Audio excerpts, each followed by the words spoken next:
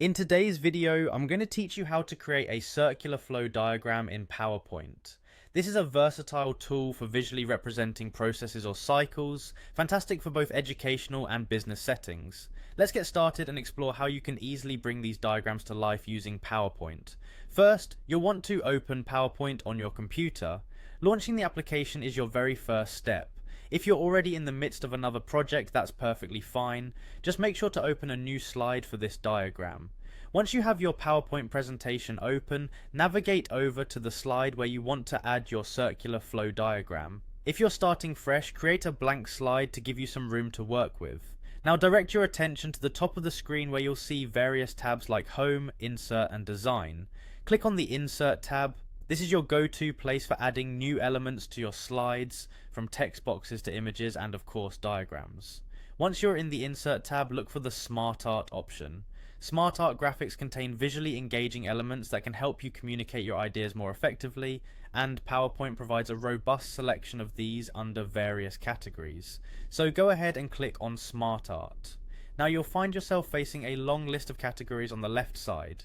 Scroll down till you find Cycle and click on it.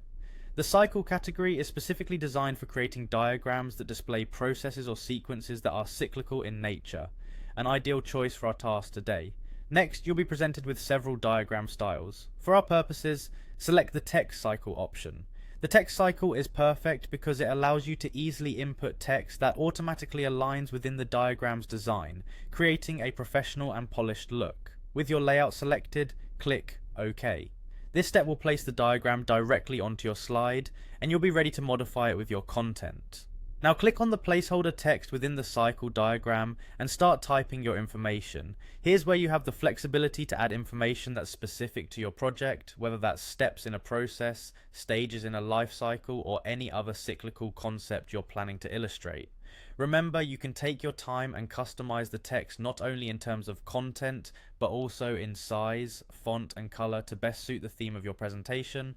Feel free to experiment with the design as well to ensure your diagram stands out and captures attention. And with that, you've successfully created a circular flow diagram in PowerPoint. It's a straightforward process, but a powerful way to enhance your presentation's visual appeal and clarity. Happy designing, and don't forget to save your work.